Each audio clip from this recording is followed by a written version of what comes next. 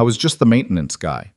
The one who fixed broken doors, changed light bulbs, and packed his daughter's lunch every morning before clocking in. Nobody at Halcyon Robotics knew his last name. Nobody asked. But when three armed men forced CEO Evelyn Hartwell to her knees inside an abandoned mountain lodge and gave him 15 seconds to walk away, Cole Maddox didn't move. He looked at the woman bleeding from her temple. He looked at the rusted sprinkler pipes overhead. Then he looked at his watch, and he smiled, because 15 seconds was exactly what he needed. If this story already has your heart pounding, you're in the right place. Subscribe to our channel and follow this story all the way to the end, because what happens next will stay with you long after it's over. Hit like so more people can find us, and drop a comment telling us the city and country you're watching from. We love seeing how far these stories travel. Now, let's go back to where this all began. The morning Cole Maddox reported the security breach, it was raining. Not the dramatic cinematic kind of rain that announces something terrible is about to happen. Just the cold, gray, Tuesday morning kind that makes the commute miserable and the coffee taste worse than usual. Cole had driven his daughter Lily to school at 7:15, watched her sprint through puddles toward the front entrance without looking back. She was 9, and 9-year-olds don't look back. And then he'd driven the 40 minutes to Halcyon Robotics headquarters in silence, the radio off, thinking about the access log he'd pulled the night before. He'd been thinking about it since 2 a.m. Cole worked as a facilities supervisor at Halcyon. That title meant a lot of things, most of them unglamorous. He managed building maintenance contracts, oversaw custodial scheduling, handled equipment repair requests, and was generally the person you called when something stopped working and you didn't know why. He had a team of 6. He attended 0 executive meetings. When he walked through the main lobby in his gray uniform shirt with the Halcyon emblem on the left chest, the people in suits looked through him the way people look through windows, aware of the glass, uninterested in it. That was fine with Cole. He preferred it that way. What was not fine was what he'd found in the maintenance corridor access log at 11:40 the previous night, after Lily had gone to sleep, and he was doing what he sometimes did when his brain wouldn't quit, sitting at the kitchen table with a cold cup of coffee and a laptop, running routine system checks that technically weren't his job, but that nobody else seemed to do. Someone had accessed Restricted Corridor 7, the maintenance tunnel running beneath Evelyn Hartwell's private executive garage, 6 times in the past 9 days. The access codes used were legitimate. The employee ID attached to those entries belonged to a technician named Ray Folsom, who worked in facilities infrastructure. Cole knew Ray. Ray was 61 years old, had bad knees, and had not been to the 4th floor maintenance wing in over 2 months because the elevator near his usual workstation was broken and Ray refused to use the stairs. Cole had personally processed Ray's accommodation request. Ray Folsom had not made those 6 entries, which meant someone had used Ray's credentials without Ray knowing. Cole documented everything. He printed the log, highlighted the anomalies, wrote a half-page summary in plain language, and brought it to the director of corporate security, a man named Gerald Finch, at 8:45 that morning. Gerald read the summary the way people read restaurant menus when they've already decided what they're ordering. His eyes moved. His expression didn't. "Could be a system glitch," Gerald said. 6 times in 9 days isn't a glitch, Cole said. "It's a pattern. I'll have someone look into it." Gerald set the paper on a stack of other papers that Cole suspected were never going to be looked at. "Anything else?" Cole held Gerald's gaze for a moment. "The corridor runs directly below Ms. Hartwell's vehicle entrance. Whoever accessed it had a clear view of her arrival and departure schedule." Gerald nodded slowly, in the way that meant he was done listening. "I'll flag it for the security team," he said. Cole walked out. He stood in the hallway for a minute, watching people move past him with coffee cups and phones and the distracted energy of people who believed their problems were the most important ones in the building. Then he went back to his office, a small, windowless room on the lower level that smelled like industrial cleaner and old paperwork, and he sat down and thought carefully about what to do next. He could escalate, go above Gerald, request a meeting with someone in operations or legal. He knew how that would go. He'd seen it before, not at Halcyon specifically, but in other places, in other contexts, in situations that made a corporate security dismissal look like a minor inconvenience. When someone low on the organizational chart raised an alarm that inconvenienced someone higher up, the alarm didn't get louder. It got quieter, and the person who raised it got a reputation for being difficult. Cole wasn't afraid of that reputation. He just didn't think going over Gerald's head would actually protect anyone faster than finding a different angle, so he kept pulling threads. He requested access to the building's visitor log for the past 30 days, a routine facilities request that nobody questioned. He cross-referenced it with the dates of the corridor entries. 3 of the 6 access dates aligned with days when a consulting firm called Meridian Strategic Group had sent representatives to meet with Halcyon's board. Meridian Strategic Group. Cole had heard that name twice in the past month. Both times, it had come from conversations he wasn't supposed to be part of. The kind that happen in hallways when executives forget that the man replacing the overhead light panel has working ears. Meridian wanted to acquire the rights to Halcyon's emergency navigation system. Evelyn Hartwell had blocked the deal. Cole wrote that down too. He didn't see Evelyn Hartwell often. Their worlds didn't overlap much by design. Hers was the 42nd floor and conference rooms with floor-to-ceiling glass. His was loading docks and boiler rooms, and the kind of spaces that kept a building functioning without anyone noticing. But he'd crossed paths with her a few times over the 2 years he'd worked at Halcyon, and she'd always struck him as someone who carried an enormous amount of weight and had trained herself not to let it show. She was 30 years old and had been CEO for 14 months. Before that, she'd been COO. Before that, she'd built 2 of Halcyon's most profitable technical divisions from the ground up, starting when she was 24. The financial press loved writing profiles about her. Cole had read one once, in the break room, because it was there. The headline called her a visionary. The article spent 6 paragraphs on her wardrobe choices and 3 on her engineering patents. She'd looked annoyed in every photograph. He understood that instinctively. There was something exhausting about being constantly watched by people who were looking for the wrong things. That afternoon, Cole tried to reach her directly. Not through her assistant, not through official channels. He sent a message through the internal facilities communication system, flagged as a maintenance concern, requesting 5 minutes to discuss a building security matter. It was the only pathway available to him that didn't require someone else to decide whether his concern was worth passing along. Her assistant responded 22 minutes later. Ms. Hartwell's schedule was fully committed for the remainder of the week. Cole could submit a formal report through the security department. He stared at that reply for a moment. Then he went back to his notes and kept working. By 4 in the afternoon, he'd found the 3rd piece. Someone had accessed Evelyn's digital calendar. Not her public scheduling system, her private executive calendar, the one that contained personal commitments, travel details, and meeting locations that weren't listed anywhere else. The access had been routed through a third-party integration attached to a building management software update that had been pushed 2 weeks earlier. Cole wasn't a cybersecurity expert. He knew enough to recognize what he was looking at, not enough to trace exactly where it had gone. But he knew one thing clearly. Whoever had accessed that calendar knew exactly where Evelyn Hartwell was going to be, and when, and by what route. He was still writing it up when his phone buzzed. Lily's school. She'd left her retainer in her locker and needed him to bring it before the end of the school day, or her orthodontist was going to give him another 20-minute lecture about compliance. Cole saved his notes, locked his computer, and went to get his daughter's retainer. That was the last normal hour of his day. I was pulling back into the Halcyon parking garage at 5:40 when the emergency alert hit every screen in the building simultaneously. Cole saw it on the monitor mounted near the garage entrance. A live feed, a room he didn't immediately recognize. 3 men in masks. A woman on her knees, hands bound behind her back, a gash above her right eyebrow that had dried to a dark rust color along her cheekbone. It took him 3 seconds to recognize Evelyn Hartwell without the boardroom context, without the jacket and the conference table and the composed expression she wore like a second skin. Her hands were shaking slightly. She was working very hard not to let them. One of the masked men held a phone up to her face. "Say your name," he said. She said it. Her voice was steady. Cole noticed that. "Tell them what we want." A pause. The kind of pause that isn't hesitation but calculation.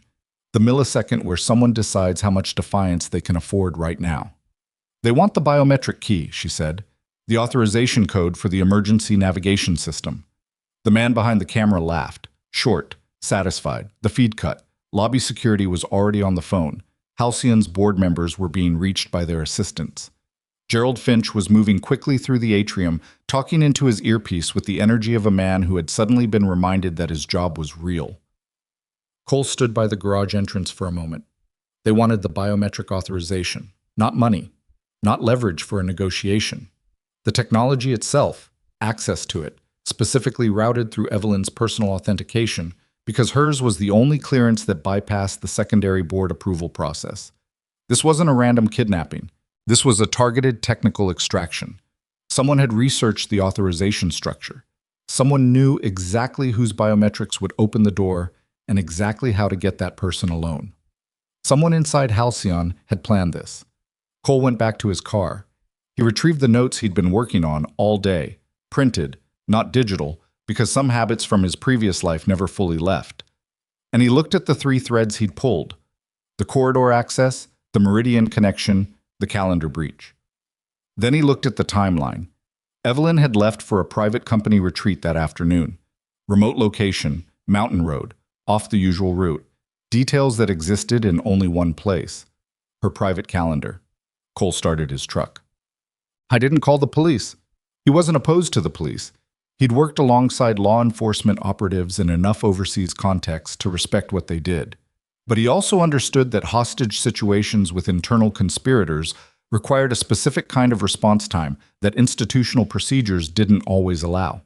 By the time a tip moved through dispatch, got assessed, got escalated, got resourced, and got moving toward a mountain road with an unknown destination, the window for a clean outcome narrowed considerably.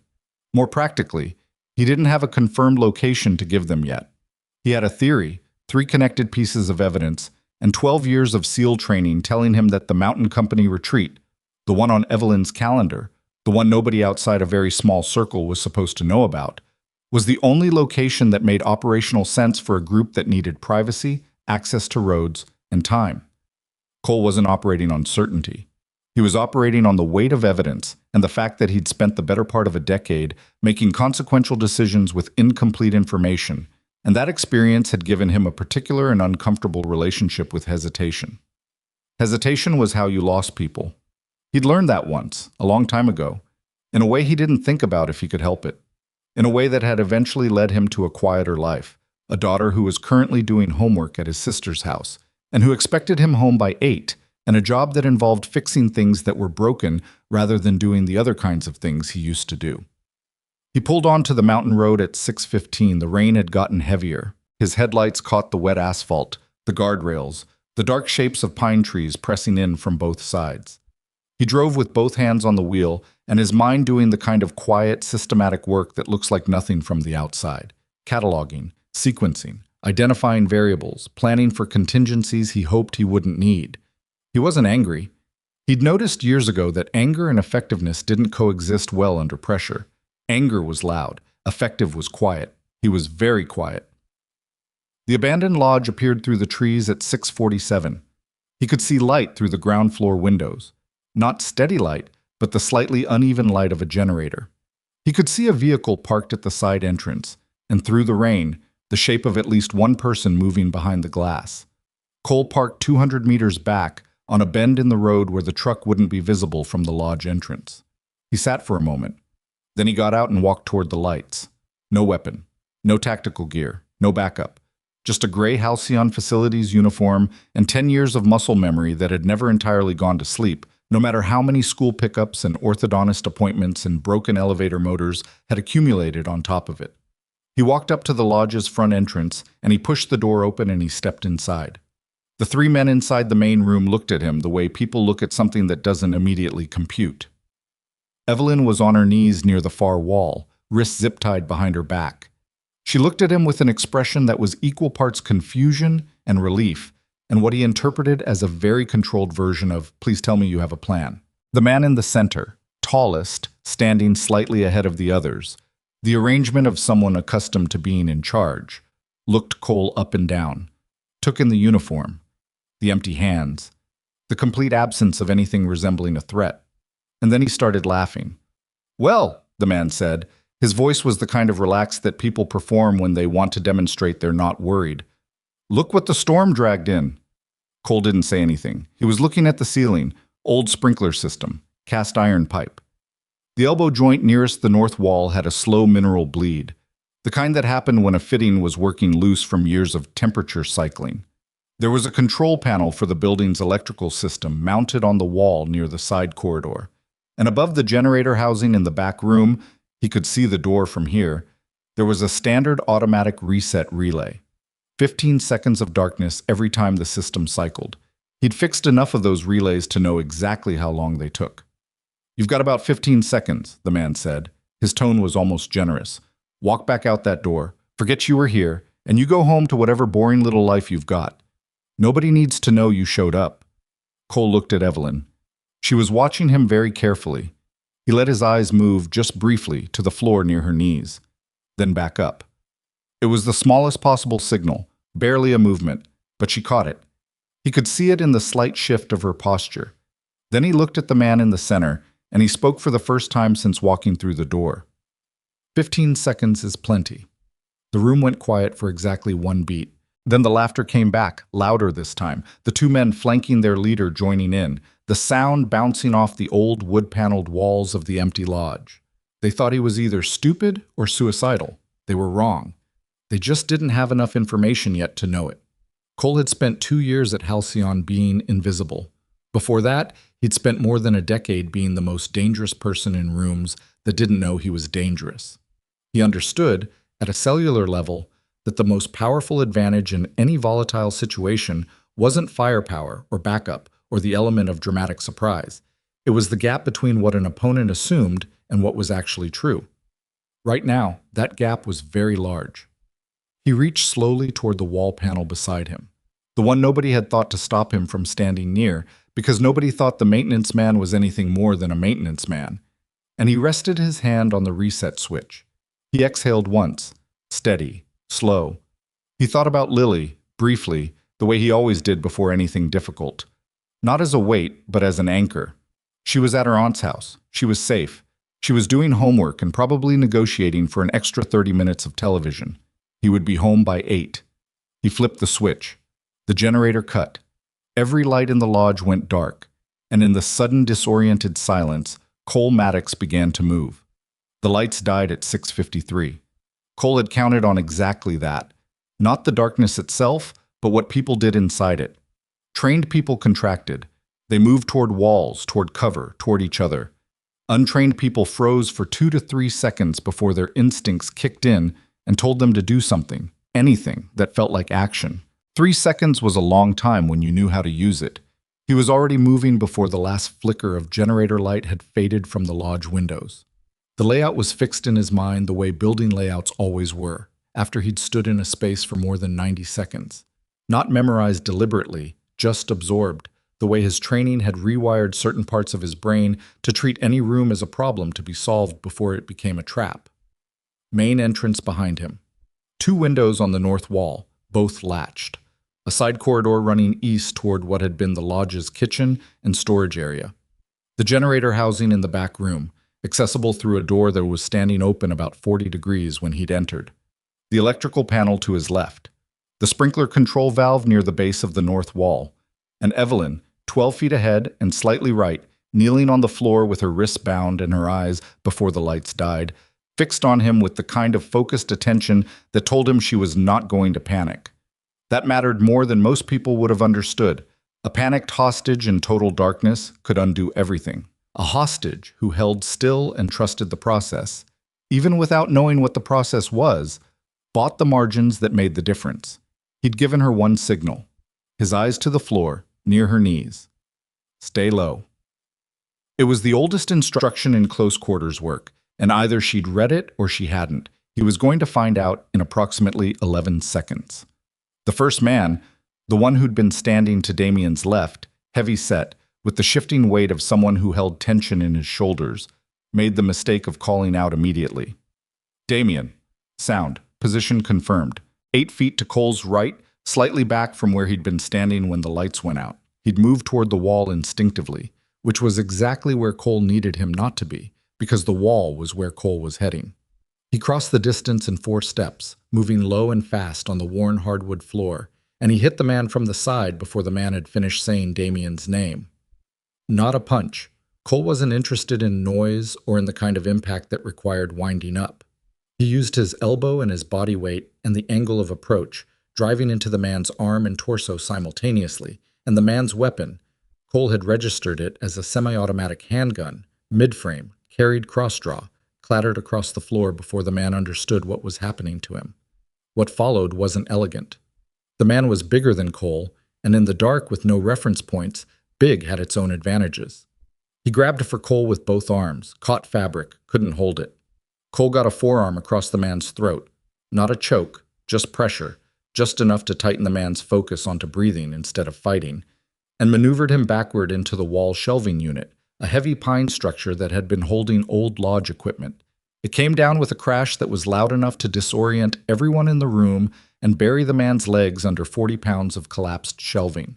He wasn't unconscious.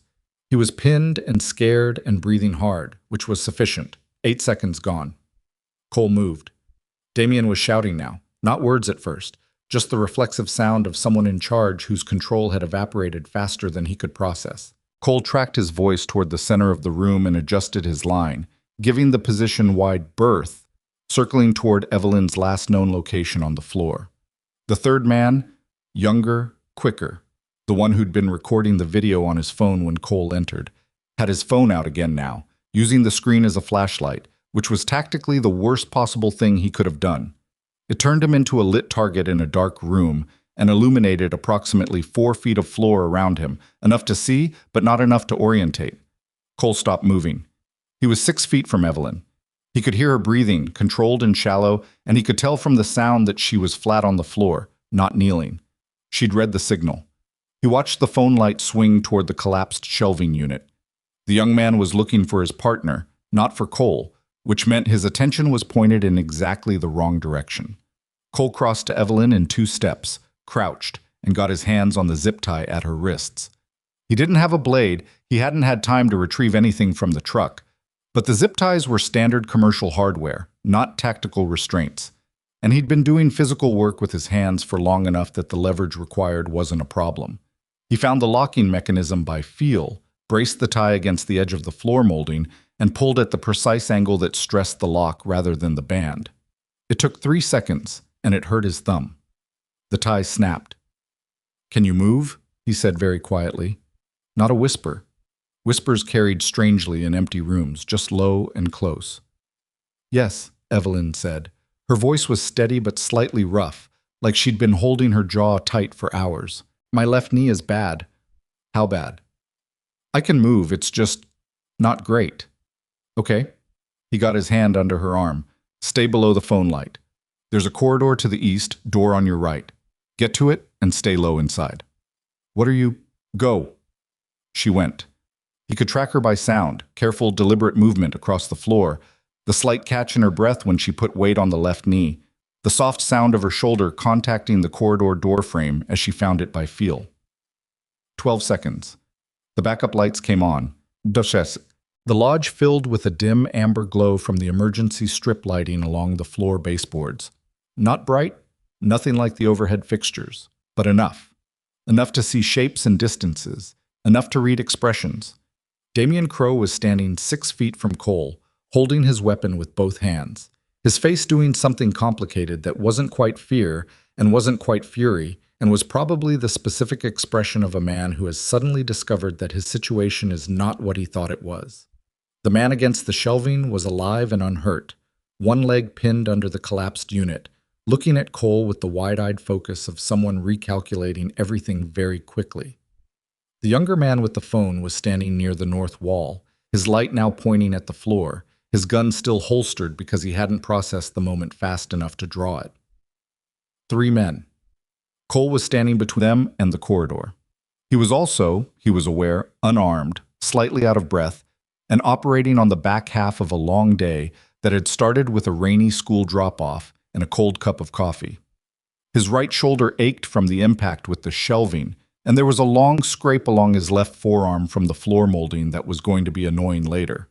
None of that was relevant right now. "Where is she?" Damien said. "Somewhere you're not," Cole said. Damien stared at him. The gun was raised. Cole watched the man's hands, the angle of his wrists, the positioning of his feet, habit, the kind that didn't require conscious thought, the kind that was just always running in the background like a process you couldn't close. Damien's trigger discipline was poor. His feet were too close together. He was angry, which meant he was fast but not careful. "You want to tell me who you actually—" Damien said. "Cole Maddox, facilities supervisor, Halcyon Robotics." "Right." Damien's voice had a thin edge of something that wasn't quite a laugh. "The maintenance man. That's correct. So how did you—" He stopped himself, recalibrating. The gun steadied slightly. "It doesn't matter. You've made this significantly more complicated." "I know," Cole said. "That was the idea." Damien looked at the shelving unit, at his man still working to free his leg, and then at the younger man near the wall. Something passed between them, the kind of communication that happened in groups that had worked together long enough to have a shared shorthand. The younger man started moving toward the corridor entrance. "I wouldn't," Cole said. The younger man stopped. "She has maybe a 3-minute head start," Cole continued, keeping his voice level, conversational. "The mountain road in this rain. If she reaches the truck, she's gone before you get to the tree line. So you can send him to chase her, or you can use him here. But you can't do both effectively. And right now, the thing you actually need is a conversation." Damien studied him for a long moment. The gun didn't waver, but he didn't signal the younger man to move. "A conversation." "About whoever hired you," Cole said. "Because they're about to let all three of you take the fall for this, and I think you're smart enough to already know that." The silence that followed was a particular quality of silence, the kind that meant he'd hit something real. Cole had not spent 12 years in special operations without developing a working theory of how people under pressure revealed themselves. Damien Crowe was not an ideologue. He wasn't motivated by grievance or mission. The body language was wrong for both. No rigidity, no self-righteousness, none of the particular flatness that came with someone who believed deeply in a cause. What Damien had was the specific and recognizable posture of a man who was good at dangerous work and had been paid to apply it in a direction someone else chose. That meant there was a contractor above him. That meant he had something to lose if the contractor disappeared. And that meant Cole had something to work with. "You did your homework on her travel schedule," Cole said. "Her private calendar, the access codes for the maintenance corridor under her garage. That's not street-level work. Someone gave you all of that." Damien's jaw shifted slightly. Not a confirmation, not a denial. "Meridian Strategic Group," Cole said. It was a calculated risk. He wasn't certain, only highly confident, and naming the wrong group in this moment would cost him whatever credibility he'd built in the last 30 seconds. But he watched Damien's face when he said it, and what he saw there was not surprise. It was the careful neutrality of someone hearing their own situation named accurately and deciding how to respond. "I don't know what that is," Damien said. "You don't need to know the company name to know the face of the person who hired you," Cole said. "And when this goes sideways, when law enforcement shows up and you're holding a CEO from a publicly traded tech company in a kidnapping that failed, that face isn't going to appear at your arraignment. That phone number isn't going to be active. That account isn't going to exist." The man against the shelving had gotten his leg free. He was sitting against the wall now, holding his knee, listening. The younger man near the north wall was still. The whole room had a strange quality of suspension, like something balanced on a thin point. "What do you want?" Damien said. "The same thing you want," Cole said, "for this to end without anyone dying." Another silence. "You're not a facilities supervisor," Damien said. "I am now," Cole said.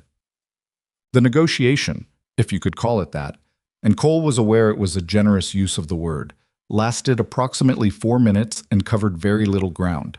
Damien was not stupid, and not stupid meant he understood that his position had deteriorated significantly, and that the story he'd been sold about a clean extraction and a clean exit was probably fiction. But not stupid also meant he recognized that Cole was alone, unarmed, and working without a net. What changed the balance was Evelyn. Cole heard it before Damien did. The alarm. A sharp metallic pulse from somewhere in the building's east wing, the kind of sound that an older emergency system made when someone activated a manual pull station. Not a fire alarm, the cadence was wrong. A security alert, the kind wired into buildings that were remote enough to need their own notification systems because cell coverage was unreliable. Evelyn had found the corridor's emergency panel. Damien's head turned toward the sound. Cole closed the distance. He was across the room before Damien completed the turn. Not running, not dramatic, just the fastest uninterrupted line between 2 points that had been available to him since the amber lights came back on, and he'd spent the last 4 minutes mapping the floor between them. He got his hand on Damien's weapon arm at the wrist, controlled the gun's direction, and used Damien's own pivot momentum to take him off balance. The firearm discharged once, into the floor, nowhere near anyone, and the sound of it in the enclosed room was enormous. And then the room was ringing and the gun was in Cole's hand and Damien was against the wall with Cole's forearm across his chest. Damien was breathing hard. Cole was not. "Done," Cole said. It wasn't a question. Damien looked at him for a moment with the specific expression of a man who has just watched his mental model of a situation prove to be completely incorrect. Then he stopped fighting. Cole looked at the younger man who had gone very still near the north wall. "Hands where I can see them." The hands came up. He looked at the man against the shelving unit, who was sitting with his palms flat on the floor, making no movement that suggested anything other than a complete willingness to remain exactly where he was for the foreseeable future. Cole backed toward the corridor entrance, keeping the room in his sight line, and called toward the east corridor. "Evelyn." A pause. "Evelyn, it's clear." Another pause, longer, and he understood it, because trust was not the same thing as absence of danger, and she had no particular reason to believe him yet. Then footsteps. Careful, uneven, the left knee still giving her trouble. She appeared in the corridor doorway with the particular expression of someone who has survived something and is still in the process of confirming that survival is real. She looked at Cole, at Damien, sitting against the wall, at the gun in Cole's hand now pointed at the floor, at the general state of the room. "You are not," she said carefully, "what your employee file suggests." "No," Cole agreed. "What's your employee file say?" Damien asked, from the wall. His voice had lost its earlier confidence, replaced by something flatter. Curiosity, maybe, or the exhausted resignation of someone who was beginning to understand how severely they'd miscalculated. Cole looked at him. "Facilities supervisor, good with building systems." "Right," Damien said. "Right." The alarm was still pulsing from the east corridor. Rain hammered the lodge roof in hard, irregular bursts, and somewhere outside Cole could hear the distant sound of tires on wet gravel. Emergency response, he guessed, 30 to 40 minutes behind where they needed to be, but coming. He looked at Evelyn. The cut above her eyebrow had reopened slightly, and there were raw marks at her wrists where the zip tie had been. She was holding herself upright by sheer stubbornness, which he recognized because he'd seen it in a lot of people in a lot of bad places, and it always looked the same.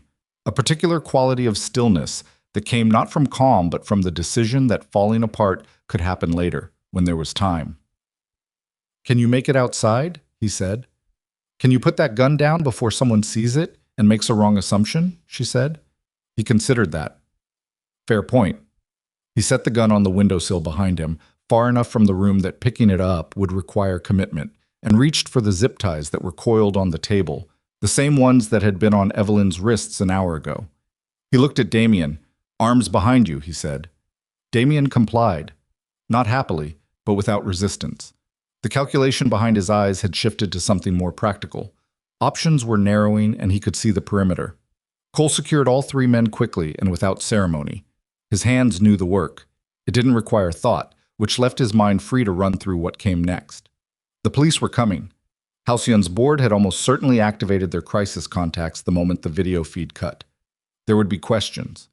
Many questions, for many hours, and some of those questions were going to require answers he'd been carefully not giving for almost a decade. That was a problem for later. Right now, the important problems were these. Evelyn needed medical attention. The lodge had a weak cell signal, but he'd gotten a bar and a half on the road at the bend where he'd parked, and that was enough for an outgoing call. And somewhere inside Halcyon's organizational structure, a person with access to executive calendars and maintenance corridor credentials, and the board's private deliberation schedule, had made a series of decisions that had put all of this in motion. That person was still at their desk. Probably. "You said someone inside Halcyon," Evelyn said.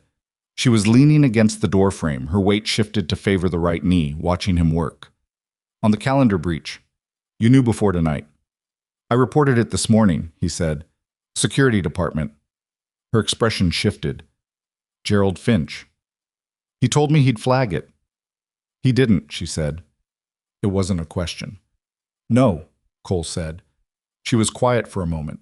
Outside, the rain continued. The emergency alarm had run its cycle and gone silent, and the lodge had settled into a kind of weighted stillness, the specific quiet that followed violent events, when the adrenaline was bleeding off and the reality of what had happened was beginning to take its actual shape. How long have you worked at Halcyon? She said. 2 years? And before that? He finished with the last of the zip ties and stood up. His shoulder was complaining about the shelving unit incident, and the scrape on his forearm had started to sting with the particular insistence of minor wounds that had been ignored long enough. He looked at Evelyn directly. Navy, he said. SEALs. She held his gaze. Her expression didn't move much. She was clearly the kind of person who had learned to process significant information without performing the processing for an audience. But something shifted in it. The slight recalibration of someone updating their model of a situation. Why facilities? She said. It was the obvious question, and he'd been asked it before, usually by people in his personal life who meant it warmly and found the answer confusing. He didn't have a short version that was both true and complete. The long version involved his teammate Marcus and a decision made in a building overseas, and the specific weight of arriving home with a folded flag to deliver to a family that had been expecting their son back instead. And then a few years later, Lily, and the particular reorientation that happened when a person you were entirely responsible for needed you to be available in ways that certain careers made impossible. I wanted something I could leave at the end of the day, he said. Evelyn looked at him for a long moment. Then she said, You didn't leave today. No, he said. I didn't. Why? He thought about how to answer that. He wasn't a man who reached naturally for explanations of his own decisions. He tended to act and let the reasoning stay internal, where it was cleaner. But she'd asked directly, and she'd asked it like she actually wanted to know, not like she was performing gratitude. You put your hands out in front of you, he said. She blinked. What? In the video. When he told you to look at the camera, you put your hands out in front of you. He paused. They were still tied. It wasn't useful, but it was the first thing you did. You were trying to figure out whether you could work with what you had. She stared at him. I've seen people do that, he said, or not do it. The ones who do it, they're worth going back for. A long silence, not uncomfortable. The rain kept working on the roof. That's a very strange reason, Evelyn said. I know, Cole said. The police arrived at 7:49. 2 county sheriff's units first, followed 12 minutes later by a state police vehicle and a dark SUV that Cole recognized by type, if not by specific agency, federal or federal adjacent, the kind of vehicle that appeared when a kidnapping involved proprietary technology and a publicly visible corporate target. The next 2 hours were what they always were in the aftermath of violent situations. Controlled chaos, repeated questions, the grinding procedural machinery of official response working through its stages without much concern for the comfort of anyone involved. Cole sat in the back of an ambulance for 40 minutes, while a paramedic worked on his forearm and asked him the same 4 questions in different orders. He answered honestly and with the minimum level of detail that honesty required. He had learned, years ago, that the full story was something that emerged over time, in the correct rooms with the correct people present, not in parking lots and mountain clearings. Evelyn was in a separate unit, visible through the windshield of the ambulance, sitting on a stretcher while someone attended to the cut above her eyebrow. Cole could see that she was talking, moving her hands. He suspected she was not giving the minimum level of detail. Around 9 o'clock, a man in a gray suit appeared at the ambulance door and showed Cole a badge and asked whether he'd be willing to continue the conversation at the county field office. Cole said yes. He also asked whether someone could call his sister because his daughter was expecting him home and he was going to be significantly late. The man in the gray suit looked at him with an expression that was probably not supposed to be visible, but was, the particular flicker of a person encountering a detail that didn't fit the narrative they'd assembled. A Navy SEAL turned hostage rescuer whose main concern at 9 o'clock on a rainy Thursday night was whether his 9-year-old knew where he was.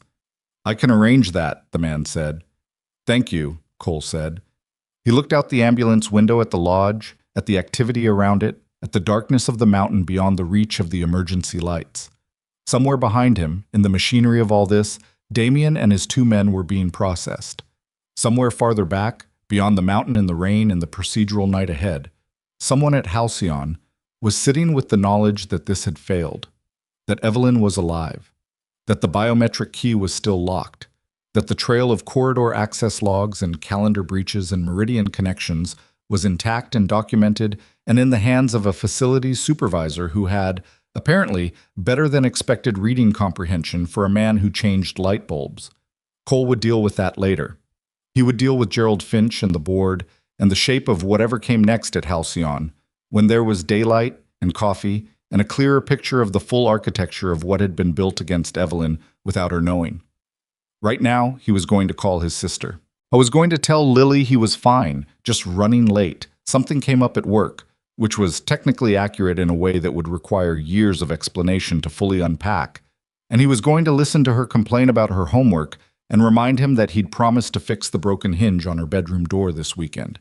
He was going to listen to that complaint like it was the best thing he'd heard all day. Because it was. His phone had 1 bar of signal in the ambulance.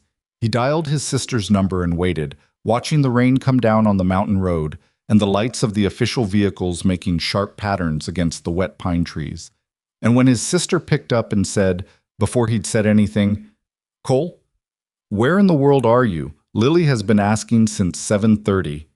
He exhaled for what felt like the first time since he'd walked through the lodge door. "Tell her I'm coming home," he said. "Tell her the door hinge is still on the list." A pause. Then his sister said, in a different tone, quieter, "Are you okay?" He thought about it honestly, the way he tried to think about most things.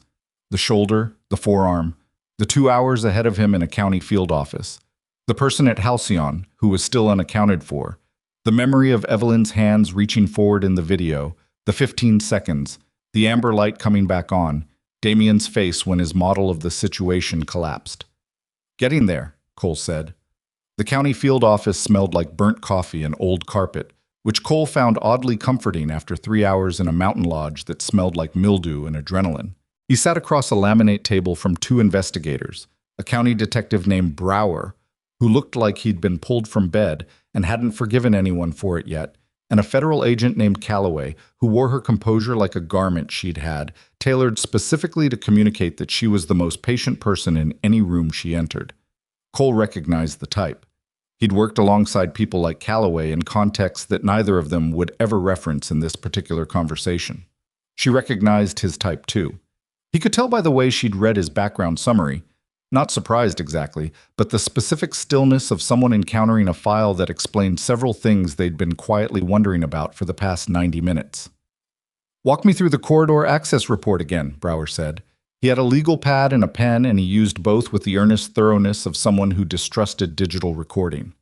"Starting from when you first pulled the log." Cole walked him through it. He'd done this twice already, once at the mountain scene, once in the car on the way here, and each repetition had the same quality. The facts were clear, the sequence was clear, and the gap between what Cole had reported to Gerald Finch and what Gerald had done with that report was a gap that got wider and more significant each time it was examined. "You submitted the physical report at 8:45, Calloway said. She was reading from a tablet, cross-referencing. "Finch says he flagged it internally." "He didn't," Cole said. "How do you know?" "Because I spent the rest of the day pulling additional documentation and nobody from security contacted me. When someone flags a legitimate facility security concern, the standard follow-up is a callback within 4 hours to confirm the report was received and assessed. I've filed 3 security-adjacent reports since I started at Halcyon. I got callbacks on all 3 within 2 hours. Brower wrote something on his pad. "You think Finch is involved," Calloway said. It wasn't quite a question. "I think Gerald Finch was given a report that would have prevented tonight, and tonight happened anyway," Cole said. "That's what I know for certain. What it means is your job, not mine."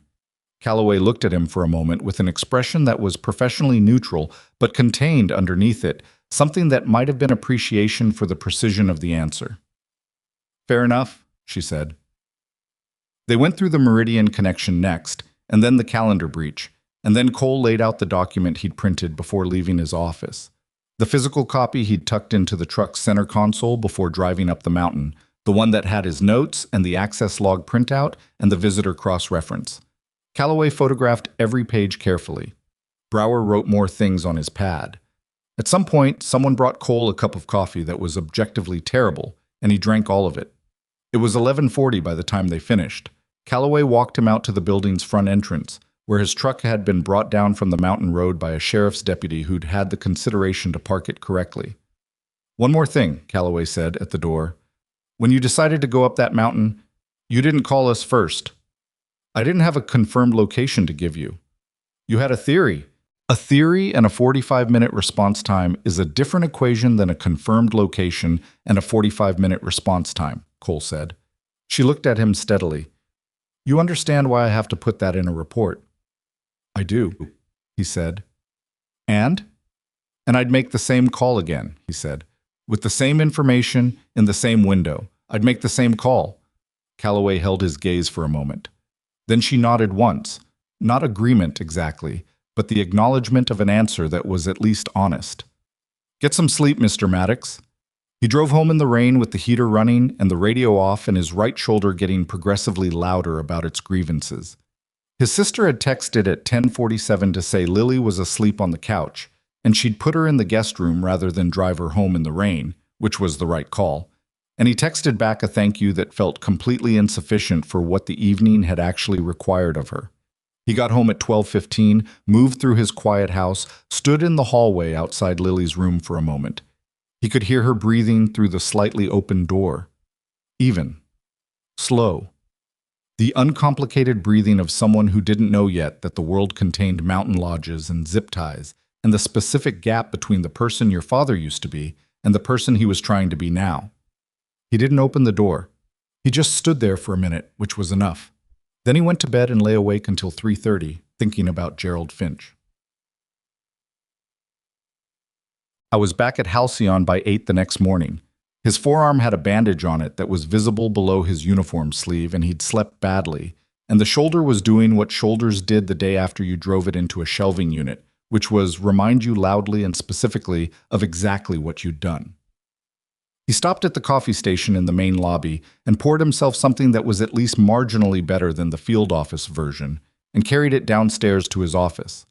There was an email from Halcyon's head of HR waiting for him, sent at 7:42 that morning, informing him that he was being placed on administrative leave pending the completion of an internal review of last night's events.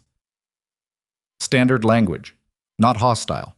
The kind of thing that institutions sent reflexively when an employee had been involved in something that the legal team hadn't fully processed yet. Cole read it once and set his phone face down on the desk. He understood it. He even found it faintly reasonable. From a liability perspective, the situation was complicated, and complicated situations required procedural caution.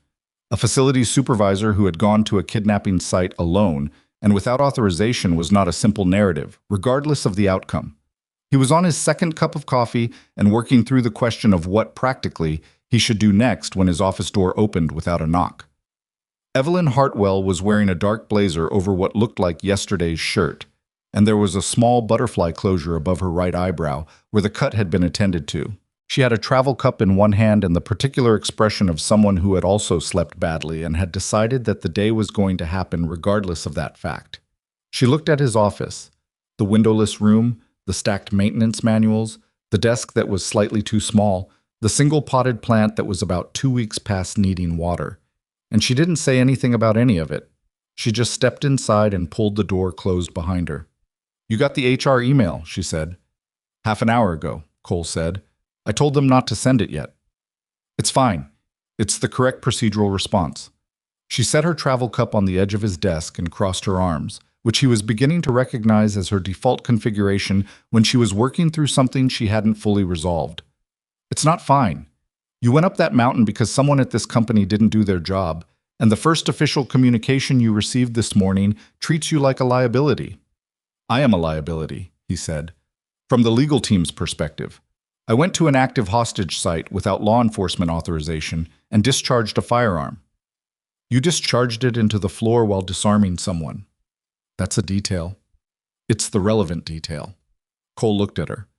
The butterfly closure was neat and competent and didn't quite hide the bruising that had developed overnight around the cut, a dark shadow along her cheekbone that her composure was busy pretending wasn't there. "How's your knee?" he said. She paused. The transition seemed to briefly disrupt whatever track she'd been on. "It's fine. Strained. I've had worse." "And the wrists?" Another pause. Shorter. "Cole." "Evelyn." She looked at him with the expression of someone who had come into a room prepared to be efficiently grateful and was finding the conversation slightly harder to navigate than expected. "I came down here because I wanted to tell you something before the day becomes what it's going to become, which is very loud and very complicated and probably very long." "Okay," he said. "You didn't have to come up that mountain." "I know. I mean, nobody would have blamed you. You filed the report. You did the right thing. What happened after that wasn't your responsibility." "I know that too," he said. She studied him. "So why? And don't tell me it was the hands thing again. That was a genuine answer and I believed it, but it's not the whole answer and you know it." Cole was quiet for a moment. The building was doing its morning sounds around them. Footsteps above, a distant elevator, someone in the hallway with a rolling cart. Ordinary sounds. The building not knowing yet what had happened inside it. "When I was with the SEALs," he said, "I lost a teammate on an operation, Marcus Teal. He was the best operator I ever worked with, and he died because a piece of information didn't move fast enough from the person who had it to the people who needed it. Someone had reported something. The report got buried, and Marcus walked into a situation that a properly functioning system would have flagged before it became that situation." He stopped. Evelyn didn't fill the silence, which he appreciated. "I spent years after that doing the work," he said. "And then I stopped doing the work because I had Lily and I needed to be present in a way that the work didn't allow. But the thing about the Marcus piece, it doesn't go away. It just sits. And when I saw your calendar had been accessed, and I reported it, and Gerald looked at me the way Gerald looked at me," he paused. "I wasn't going to sit on the information again, not when I could still do something with it." Evelyn was quiet for a moment that had a particular weight to it. "I'm sorry about your teammate," she said. "Thank you. I'm also—" She stopped, started again.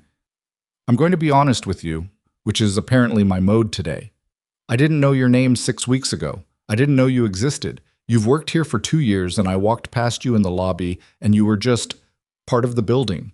The way everything that keeps this place running is part of the building but invisible." "I know," he said. "That's normal." "It shouldn't be. It's how organizations work. The people who keep the lights on are not the people who make the decisions. That's not a moral failure. It's just structure. It's a moral failure when the people who keep the lights on notice something important and the structure filters them out," she said, and there was an edge in it that wasn't anger at Cole specifically, but the kind of anger that accumulates over time in a person who runs an organization and spends a significant portion of that time fighting against the organization's tendency to protect itself at the expense of what it's supposed to be doing. Cole said, "Gerald Finch." "Gerald Finch," she confirmed. Her voice had gone flat in a way that meant she'd made a decision and wasn't particularly conflicted about it. "Calloway's team will get to him," Cole said. "If there's a connection to Meridian, they'll find it. These things take time, but they usually find it." "I know. That's their piece." She picked up her travel cup from the edge of his desk. "My piece is different." She looked around his office one more time. The manuals. The filing cabinet with the drawer that didn't quite close. The sad plant. Something moved through her expression that wasn't pity. It was more complicated than that, and more honest. The specific feeling of someone recalibrating a world that had turned out to be arranged differently than they'd assumed. "The HR email is being rescinded," she said. "This morning." "You don't need to do that," Cole said. "I'm not doing it for you. I'm doing it because an administrative leave notice is factually incorrect, and I don't like incorrect things on record." She paused. "I'm also going to need to brief the board this afternoon about last night and about Meridian and about the security infrastructure failures that made last night possible. I'd like you to be there." Cole blinked. "I'm a facilities supervisor. You're also the only person in this building who had the complete picture before last night happened. I need that picture explained by the person who assembled it." She looked at him steadily. "Can you be there at 2?" He thought about his afternoon schedule, which involved a broken HVAC compressor on the third floor and a vendor call about elevator maintenance contracts. He thought about the fact that neither of those things would stop being true because he spent an hour in a board meeting. "I can be there at 2, he said. She nodded. At the door, she stopped. "The plant needs water," she said. "I know," he said. "It keeps slipping my mind." She almost smiled. Then she was gone. The board meeting was everything Cole had expected it to be, and several things he hadn't. The expected parts: 11 people in a room with good chairs and bad energy, the kind of collective tension that built up in groups that were simultaneously trying to process a crisis, assign responsibility for it, and protect their individual positions within the resulting narrative. 3 of the 11 had lawyers present, which told Cole something about where the internal fault lines were. The unexpected part was how thoroughly Evelyn had prepared. She walked them through the night in chronological order, starting not with the kidnapping itself, but with Cole's security report at 8:45 the previous morning. She had a copy of the report, the timestamp of Cole's submission, and a documented log of Gerald Finch's subsequent communications, none of which included any follow-up on the corridor access anomaly. She laid it out with the particular precision of someone who had spent their career winning arguments in rooms that were predisposed not to listen to her, and who had learned that the only reliable counter to resistance was a sequence of facts arranged so clearly that resistance became visibly absurd. One of the board members, a heavy-set man named Caldwell, who had been the most vocal advocate for the Meridian deal, spent the first 20 minutes of the meeting with his arms crossed and an expression suggesting he found the presentation adversarial. He spent the last 20 minutes considerably quieter. Cole answered 4 direct questions. He kept his answers factual, sequenced, and short. He knew he was the least familiar person in that room in terms of organizational standing, and he understood that his credibility lived entirely in the specificity and accuracy of what he said. Not in how he said it, not in how he positioned himself, not in any of the soft machinery of institutional authority that the people around him had spent careers accumulating. Just the facts, in order, supported by documentation. When he was done, a woman named Patricia Sohn, the board's lead on governance and risk, who had said almost nothing for the first hour, asked him a single question. "Mr. Maddox, when you filed the report yesterday morning and it was dismissed, why did you continue investigating independently rather than escalating to another level of leadership?" Cole looked at her. She was in her mid-60s and had the kind of face that gave nothing away easily, which in Cole's experience meant she was paying close attention to exactly the things she appeared not to be looking at. "Because escalating would have taken longer than the window I had," he said. "Internal escalation in a complex organization moves through layers. Each layer is a potential friction point. Ms. Hartwell's calendar showed she was leaving for the retreat that afternoon. If I escalated at noon and the escalation worked correctly, which it might not have, the response might have reached someone with authority to act by 4 or 5 o'clock at the earliest. She left at 3. "So you made a judgment call," Sohn said. "I made a judgment call," Cole confirmed. "And if you'd been wrong, if your theory about the location had been incorrect, then I'd have driven up the mountain in the rain and found an empty lodge," Cole said. "That would have cost me an evening and confirmed that my theory was wrong. The cost of being wrong was low. The cost of not going, if I was right, was different." Sohn looked at him for a long moment. Then she wrote something on the notepad in front of her and didn't ask anything further. Gerald Finch was placed on administrative suspension before the end of the business day. Cole learned this from a text message sent by a number he didn't recognize, which turned out to be Calloway's direct line. She'd apparently decided that keeping him informed was worth the procedural informality. The text also said, with the economy of someone who communicated in facts rather than editorials, that Finch's financial records had produced a connection to a shell company with traceable links to Meridian Strategic Group, and that the investigation was ongoing. Cole replied, "Thank you for letting me know."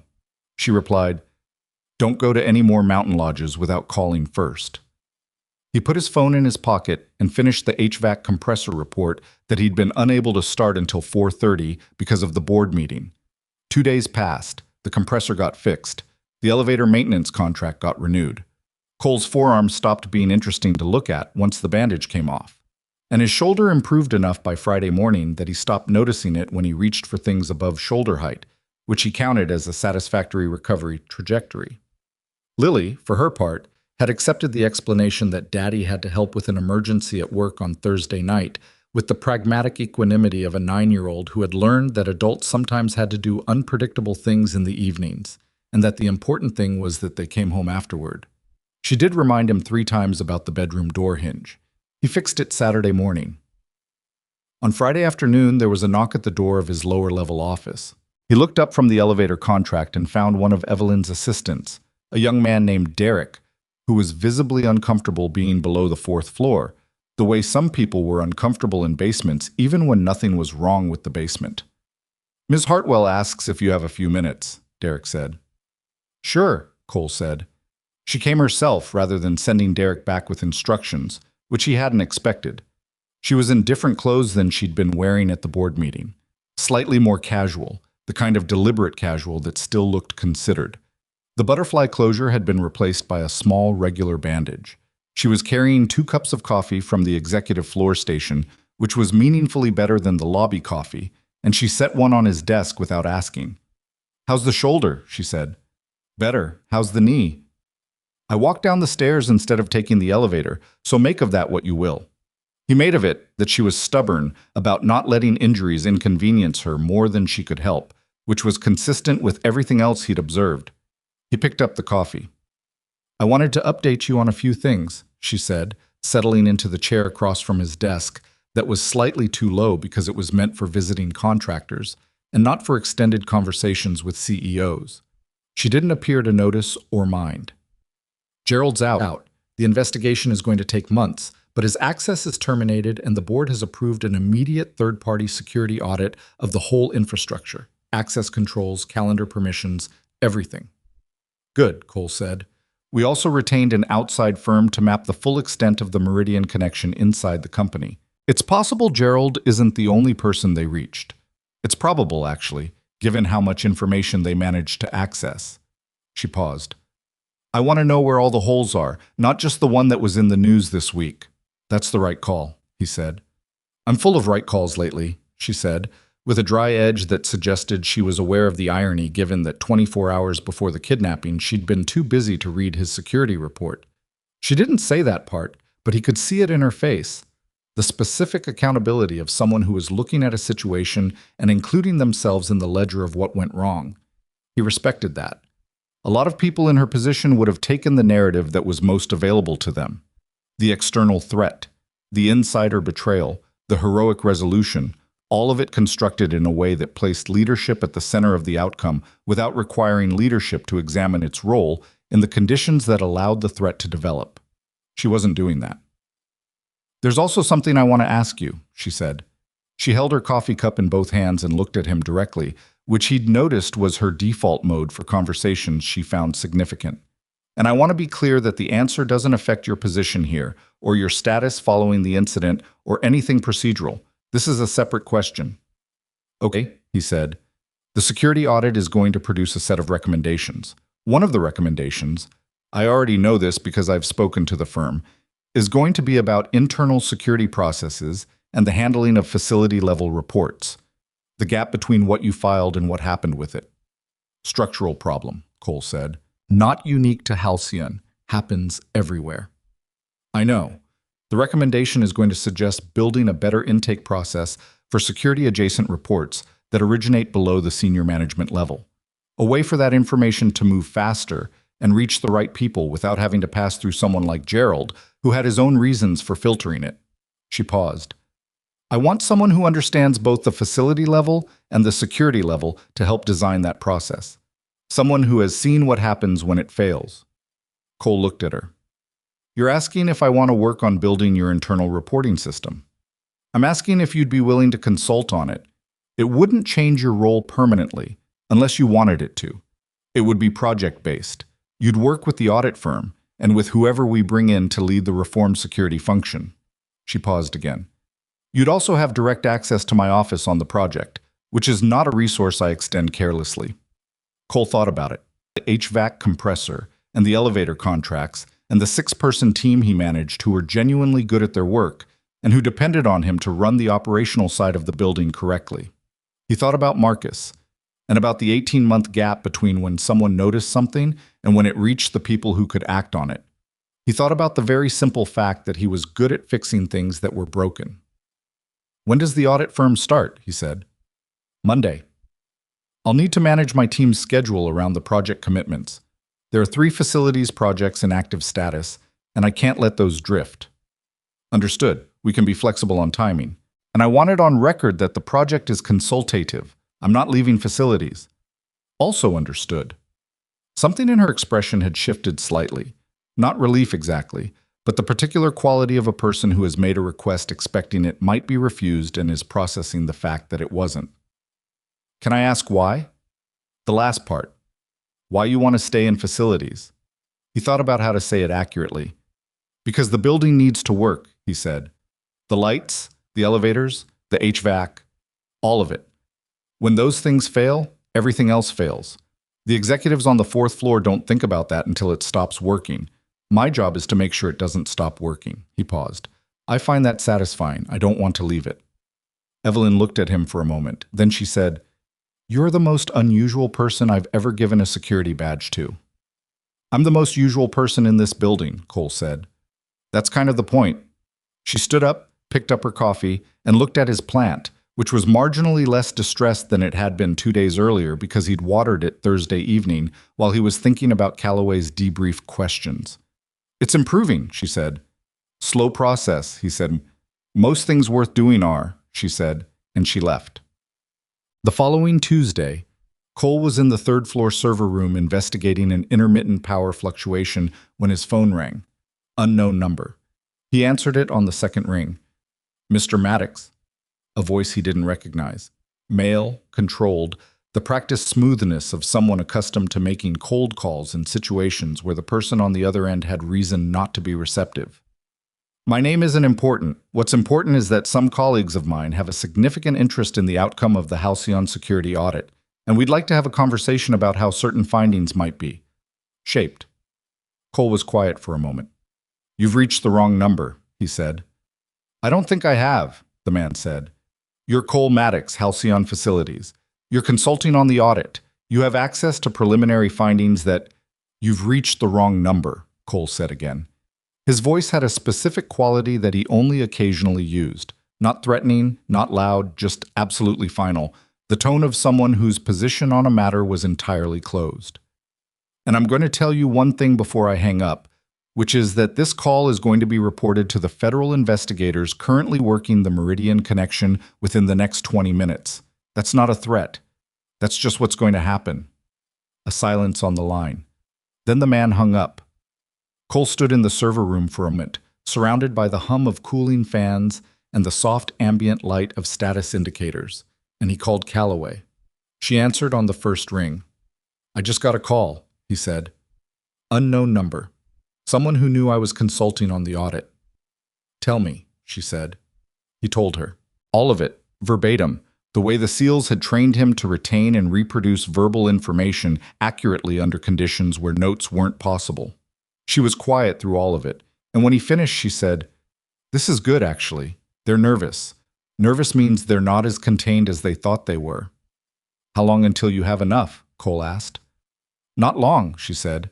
"They're pulling threads on Meridian's corporate structure, and it's unraveling faster than they expected. I'd say 2 weeks. Maybe 3. A pause. "Are you all right?" Cole considered the question.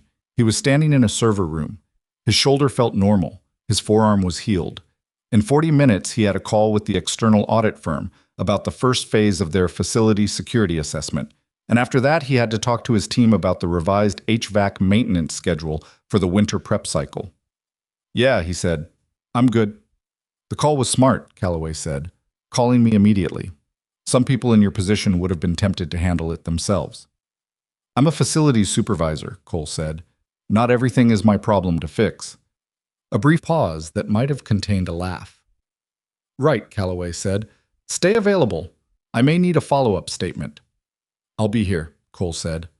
He hung up, looked at the power fluctuation log on his tablet, and found the source, a loose connection on the secondary distribution panel. The kind of thing that went unnoticed until it became a larger problem. He marked it for repair that afternoon and made a note for his team. The building needed to work. He was going to make sure it did. Calloway's 2-week estimate turned out to be optimistic by about 10 days. The Meridian investigation did not move in a straight line. It moved the way these things always moved, in bursts, with long plateaus in between, each breakthrough producing not a clean resolution, but a new set of questions that required their own resolution before the picture became complete. Cole learned this not from Calloway directly, who communicated only what was necessary and on her own schedule, but from the accumulated texture of small signals. The additional federal vehicles in the Halcyon parking structure on a Wednesday morning, the second round of board interviews that pulled 3 directors out of their scheduled meetings for the better part of an afternoon, the careful blankness on the faces of the company's legal team whenever they passed through the lobby. He recognized the signs. The investigation was finding things. His own days had taken on a dual rhythm that he hadn't anticipated but found, on reflection, manageable. Mornings were facilities, his team, the building's systems, the running list of maintenance issues that accumulated without pause, regardless of what else was happening in the organization.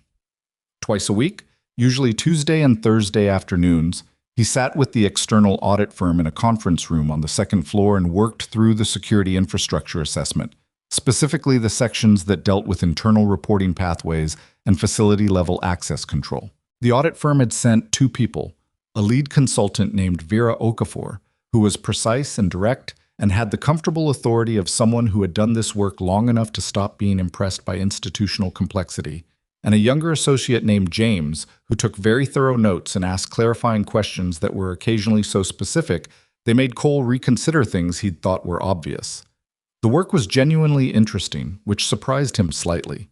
He'd agreed to it out of a combination of obligation and the practical recognition that he was probably the most qualified person in the building to do it, but he hadn't expected to find it engaging in the way that facility systems work was engaging. The puzzle quality of it, the satisfaction of identifying where a process broke down and working backward to find the design flaw that made the breakdown possible. The problem isn't that the report didn't reach the right people, Cole said in their 3rd session, working through a flow diagram that Vera had sketched on the whiteboard. The problem is that the system assumed the intermediary was trustworthy. There's no verification layer. The report went to Finch, and the system's assumption was that Finch would handle it correctly, and nothing in the structure would catch it if he didn't. Vera drew a circle around the Finch node on the diagram. Trusted intermediary with no audit trail, she said. Right. So the fix isn't just adding more pathways. You could add 10 more pathways. And if each one has an unmonitored human at a key junction, you've just created 10 more places where a Gerald Finch can happen. He paused. What you need is automatic logging of what happens to a report after it's submitted, time-stamped, traceable, so that if a report sits unactioned for more than a defined period, it surfaces automatically to a secondary contact who wasn't in the original chain. James looked up from his notes. Like a dead man's switch for internal reports. Roughly, yeah, Cole said.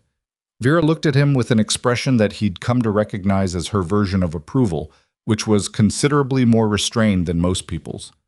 We'll model this, she said. I want to see whether Halcyon's current systems can support the logging architecture or whether they need new infrastructure. Talk to my team about the building management software integration, Cole said. We had an unauthorized update pushed through a third-party integration 2 weeks before the kidnapping. That's the same vector that gave Meridian access to Evelyn's calendar. The technical team patched it, but the audit should include a full map of every third-party integration point in the system. Vera wrote that down without commenting, which was her way of indicating it was important. The session ran 40 minutes past its scheduled end, which was becoming a pattern.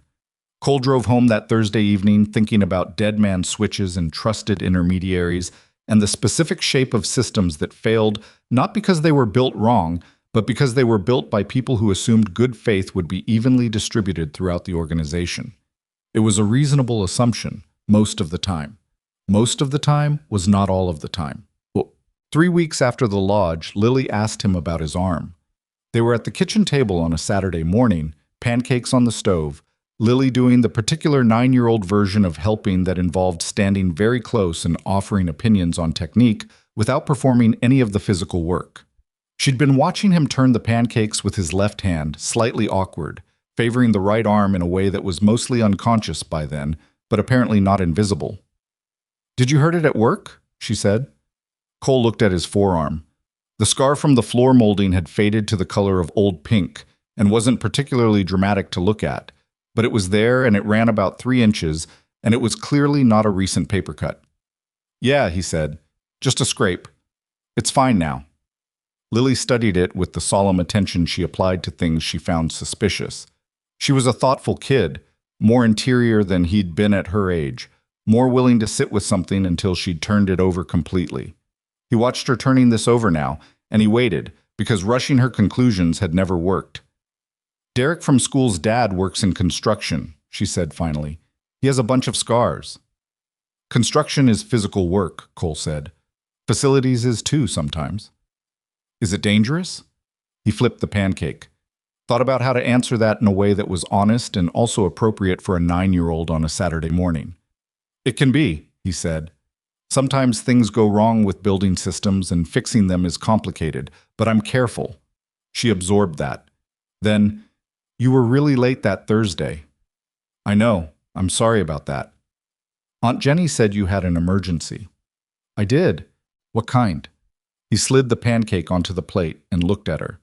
She was watching him with steady eyes that had, he'd always thought, a quality of patience unusual for her age. The willingness to wait for a real answer rather than accept a deflection. He told her when she was 6 that he'd always try to give her real answers, and that if he couldn't give her the full answer because she wasn't old enough for it yet, he'd tell her that plainly instead of pretending the question wasn't there. The kind where someone needed help, he said, and I was the person available to help them. Did you fix it? Yes. She looked at him for another moment, then at the pancakes, then back at him. Okay, she said, with the finality of someone filing the matter under handled and moving on. Can we put blueberries in the next ones? We can put blueberries in the next ones, he said. He stood at the stove and listened to her talk about a project she was doing for school, about marine ecosystems, and he thought, not for the first time, that this, the kitchen on a Saturday morning, the blueberry negotiation, the particular quality of ordinary time, was the thing he'd been protecting when he drove up that mountain. Not abstractly, not as a concept. This specific thing, exactly as it was. He mixed the blueberries into the batter and tried not to think too hard about how close the Thursday night version of events had been to a different outcome. Calloway called on a Monday morning, 3.5 weeks after the lodge, while Cole was reviewing a contractor bid for the parking structure drainage repair. We have Meridian, she said without preamble, or enough of Meridian to move. The filing is happening this afternoon. Cole set down the contractor bid. The principal? His name is Warren Holt. He's a managing director at Meridian, and he's been the operational contact for the Halcyon acquisition push for the past 18 months. He's the one who authorized the approach to Finch. His fingerprints are on the calendar access, the corridor credentials, the whole architecture. A brief pause. He's also the one who made the call to your phone 2 weeks ago, which was not his smartest decision. Who was above him, inside Halcyon's board? That's still developing. 1 director is cooperating, 2 are lawyered up and not talking. Another pause. But the criminal exposure on Holt is significant enough that we expect cooperation to improve over the next several weeks. Understood, Cole said. I wanted you to know before it became news, Calloway said. You documented the initial evidence. It's right that you hear it directly. He appreciated that. Not effusively, but genuinely. Thank you. One more thing, she said. You're going to be asked to provide a formal statement for the prosecution. It'll be straightforward. The initial report, the timeline, the physical documentation. But I want you to have time to prepare rather than getting the request cold. When? Probably 3 to 4 weeks. I'll send you a contact at the U.S. Attorney's Office. Okay, he said. A pause. Then Calloway said, in a slightly different tone, marginally less official, marginally more like a person having a conversation rather than a federal agent conducting one. How are you doing with all of it? Cole considered the question honestly, the way she'd earned honest answers by being consistently straight with him. Fine, he said. It's a lot of parallel tracks. The audit work, the regular job, the statement coming, but it's manageable. And the other part? Which other part? The part where you went up a mountain alone and made it work by about 3 margins, she said. The part where it could have gone significantly differently. He was quiet for a moment. I think about it, he said. Not obsessively, but I think about it. That's the right amount, she said. After he hung up, he sat for a moment looking at the contractor bid without reading it. Warren Holt. A name for the shape he'd been working around for 3 weeks. It didn't make the shape smaller or larger. It just made it specific, which was its own kind of useful. Specific problems were solvable in ways that formless threats weren't. He'd learned that early, and it had held. He picked up the contractor bid and got back to work. The news broke at 2:17 that afternoon. Cole was in the parking structure doing a preliminary walkthrough of the drainage issue when his phone started producing the particular pattern of notifications that meant something significant had entered the news cycle. He didn't read any of them. He finished the walkthrough, took his measurements, and went back to his office. The building was doing something he'd seen before in organizations when external events landed on them unexpectedly. A quality of collective distraction, people in hallways with phones, conversations that stopped when someone walked past, the elevated ambient energy of a place that was processing information faster than its normal routines could absorb. He walked through it and felt, as he sometimes did, the slight remove of someone who was not quite in the stream that everyone else was caught up in. His team's group message had 3 new entries asking whether he'd seen the news. He replied, "Yes. Keep your heads down, stay on your schedules. Talk later if anyone has questions." 3 replies came back, thumbs up emojis. He appreciated his team. They were practical people who did their work and didn't catastrophize, and he tried to model that culture deliberately since taking the supervisor role. At 3:30, Evelyn's assistant Derek appeared at his door again. He was getting more comfortable with the lower level, Cole noticed, less visibly uncertain than his first visit, more like someone who had made peace with the existence of the building below the 4th floor. "She's asking if you have a few minutes," Derek said. Cole had a vendor call at 4 that he couldn't move. 20 minutes, he said. He found her in her office for the first time rather than his, which was a different experience. Her office was a corner room with 2 walls of glass looking out over the city, clean and organized in a way that spoke of someone who needed their environment controlled because enough other things weren't. There were no personal items visible except a framed photograph on a side credenza. Too far away for Cole to see clearly, but he noted it was the only soft thing in the room. She was standing at the window when he arrived, looking at the city. She turned when he came in. "You heard," she said. "Calloway called me this morning," he said. "Before it broke." She nodded. "She called me at 8. I've been in legal all day." She looked slightly worn, the kind of tired that wasn't about sleep, but about sustained high-intensity operation, the specific depletion of someone who had been running on alert status for weeks and was beginning to feel the cumulative weight of it. "Holt is cooperating already. Apparently the criminal exposure is substantial enough that his legal team advised him not to wait." "That's better for the timeline," Cole said. "It also means the board situation is going to become clearer faster than I'd hoped." She said hoped in a way that meant the opposite. She'd been hoping for more time, but she was not someone who let herself be precious about time she didn't have. 2 of the 3 directors have exposure. The 3rd is genuinely clean, I think, but her judgment was compromised because Holt's approach was sophisticated and she trusted people she shouldn't have. "What happens to the board?" "Reconstruction," she said. It was one word and she said it without elaboration, which told him that she'd already thought through the shape of it and wasn't interested in performing the complexity for an audience. She would handle it the way she handled most things, systematically, without theater, with the understanding that the work was what mattered and the narrative around it could sort itself out. She moved from the window and sat in one of the chairs on the near side of her desk, leaving the chair across from her available in a way that suggested she actually wanted him to sit, not just stand there for 20 minutes. He sat. "I wanted to tell you something," she said. "Before the public part of this gets louder and the conversation becomes harder to have without 20 other things happening around it." "Okay," he said. "I've been thinking about what you said.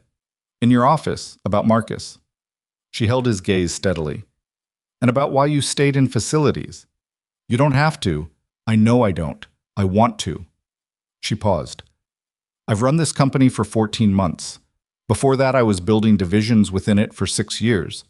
I've been here long enough to understand the shape of it pretty well. Where it's strong, where it isn't, where the structural problems live." Another pause. What I didn't understand until about 3 weeks ago is that the people I most needed to hear from were the ones the system was designed, not intentionally, but effectively, to filter out. Cole said nothing. He could see she was still working through what she wanted to say and that she didn't need him to fill the space. "You filed a report," she said, "a clear, documented, accurate report that contained everything necessary to prevent what happened.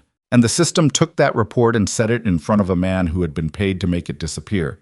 And the system had no mechanism to catch that.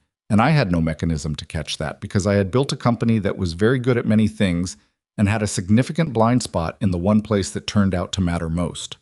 She looked at him. "I'm responsible for that." "Gerald Finch made a choice," Cole said. "Gerald Finch made a choice inside a structure I built and maintained," she said. "The structure made his choice easy. That's on me."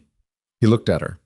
The afternoon light was coming through the glass walls behind her, city light, the kind that had a specific quality in late October, lower, more golden, with the first edge of winter in it. She looked tired and clear-eyed and more honest than most executives he'd encountered in any context, which was not a long list but was a meaningful one. "The audit recommendations are going to be good," he said. "Vera's work is thorough. If you implement it fully, the reporting structure you end up with will catch a Finch situation before it compounds." "I know," she said. "We're going to implement it fully." A brief pause. "I also want to implement something the audit doesn't cover." "What's that?" "A direct line," she said. "Not literally, but a mechanism where facility and operations staff can flag security-adjacent concerns through a channel that doesn't pass through intermediate management before it reaches a senior decision-maker. Something simple, anonymous if they want, with a committed response time." She looked at him. "I want you to design it." Cole thought about it. It was not a complicated technical problem. The structure was essentially what he'd been describing to Vera for 2 weeks, applied to a specific communication pathway. The harder problem was cultural, which was always the harder problem. You could build a mechanism, and people wouldn't use it because they didn't trust it, or because they'd seen previous mechanisms ignored, or because the incentive structure of the organization quietly discouraged the kind of speaking up that the mechanism was supposed to enable. "It only works if people believe it works," he said. "You can build the channel, but the first time someone uses it and the response is slow or dismissive, you've done more damage than not having it, because then it's a broken promise instead of an absence." "I know," she said. "That's why the commitment has to come from me, visibly. Not a policy document, something that people in this building can actually see me doing. Like coming down to the lower level to have conversations in offices that smell like industrial cleaner," he said. She almost smiled. "I've had worse offices." "When?" "Early," she said. "Before I was whatever this is." She gestured at the glass walls, the city view, the general apparatus of the corner office. It wasn't a dismissive gesture, but it wasn't a proud one either. More like the specific self-awareness of someone who remembered where they'd come from clearly enough to not be confused about what the trappings represented and what they didn't. He believed her. He had a working theory that the people who were most useful in positions of authority were the ones who'd spent enough time without it to understand what it cost the people who were always without it, and who'd retained that understanding rather than letting it fade when the circumstances changed. Evelyn Hartwell had that quality. He'd seen it in the ambulance, in his office, in the board meeting, and he was seeing it now. "I'll design the channel," he said. "I'll need 2 weeks and access to the communications infrastructure." "You have both," she said. He stood to leave. The vendor call was in 11 minutes, and she stood as well. At the door, he stopped, because something had been sitting in the back of his mind since the ambulance, and he had never found the right moment for it. And this was probably as close as he was going to get. "In the lodge," he said, "when the lights went out. You went to the floor immediately." She looked at him. "You told me to stay low." "I signaled it," he said. "It was a small signal, in a dark room. You were scared and you'd been held for hours and your adrenaline was running. Most people would have missed it or second-guessed it." She was quiet for a moment. "I decided to trust you," she said, "before you knew anything about me." "I knew one thing," she said. "You came. Everyone else stayed where they were, and you came. That was enough to go on." He thought about that. It was a more generous framing than he probably deserved. Coming had been the right call, but it had also been a call he'd made partly for his own reasons, his own Marcus-shaped obligation, his own inability to sit with warning signs unacted upon. The heroism, if it was that, was not as clean as it appeared from outside. But he also understood that trust was often built on what was available to build it with, and what Evelyn had available in a dark room on a mountain was the single fact of his presence. She'd worked with that fact, and it had held. He respected that. "Good call," he said. "Yes," she said. It was. Han mud his vendor call with 3 minutes to spare. The drainage repair estimate was reasonable, and he recommended approval, with a modification to the timeline that pushed the main excavation phase past the winter precipitation window. The vendor agreed. Cole wrote up the recommendation and sent it to the facility's budget coordinator, and then sat for a moment in the particular quiet of 4:45 on a Monday, when the building was beginning to empty, and the sounds of it shifted from the busy frequency of a full workday to the slower, more spacious frequency of early evening. He thought about Warren Holt, about Gerald Finch, about the architecture of what they'd built between them, the slow, patient construction of a vulnerability inside a company, using its own systems against itself, waiting for the right moment to convert that vulnerability into access and access into leverage. It was in its way impressive, the sophistication of it, the patience. What it lacked, and what had ultimately undone it, was accounting for the possibility that the person who noticed the first thread would be someone who knew what to do when threads were pulled. He hadn't told Evelyn this. It wasn't important in practical terms, and he wasn't given to speeches about his own role in outcomes. But he thought about it sometimes. The strange probability of it. A different facilities supervisor, one who filed the same report and accepted Gerald's dismissal and went back to the HVAC schedule and let it go. And the night looked entirely different. Not because anyone was heroic or exceptional, just because of the specific combination of background and temperament and the particular shape of a man's personal history, which had given him both the knowledge to recognize what he was seeing and the inability to unsee it once he'd seen it. Luck, partly. Structure, partly. And partly just the fact that some people, when they notice something wrong, cannot make themselves look away. He locked his office and took the stairs up to the lobby level, and he walked across the lobby past the reception desk and the potted plants that the building's cleaning service maintained, and he pushed through the front doors into the October evening. The air was cold and clear. The earlier rain had washed it clean.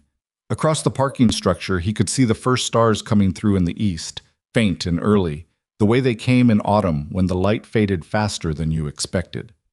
He thought about Lily, who would want to know about dinner.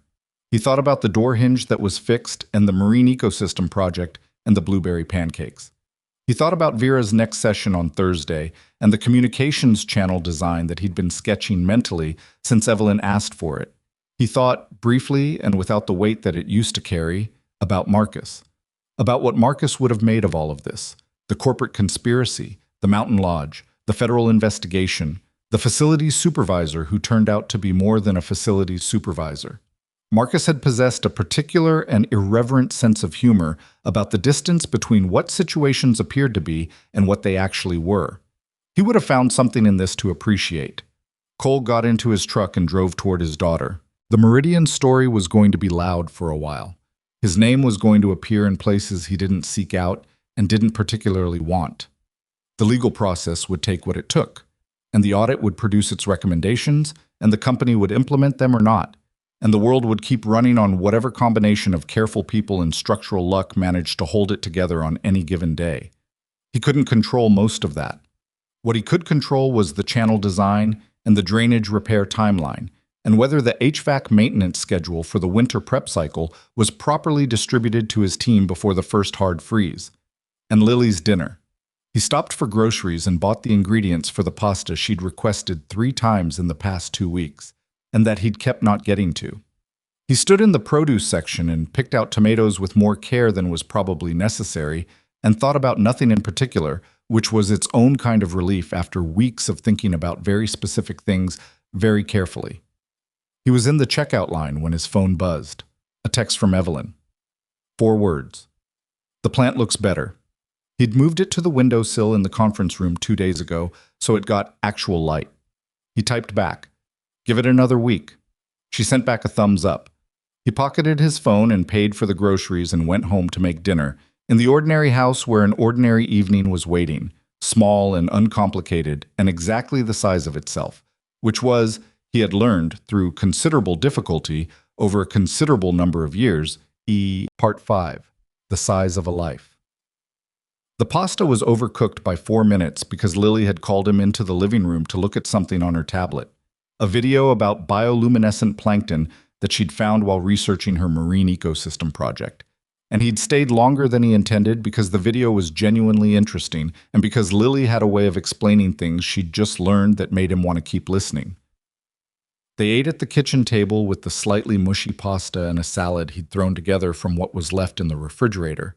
And Lily talked about plankton and light and how some creatures made their own brightness in places where no light reached. And Cole listened and asked questions and thought, not for the first time, that his daughter was going to be fine. Better than fine. She was going to be someone who noticed things and pursued them and didn't let the gap between what she knew and what she wanted to know stay wide for very long. He did the dishes. She did her homework at the table, occasionally asking him to spell things, occasionally announcing facts about ocean depth with the urgency of someone who needed another person to understand how significant this was. He told her it was significant. He meant it. She went to bed at 9. He sat at the kitchen table afterward with a cup of tea he didn't particularly want and the quiet of the house, which had a different quality at night than it did in the day.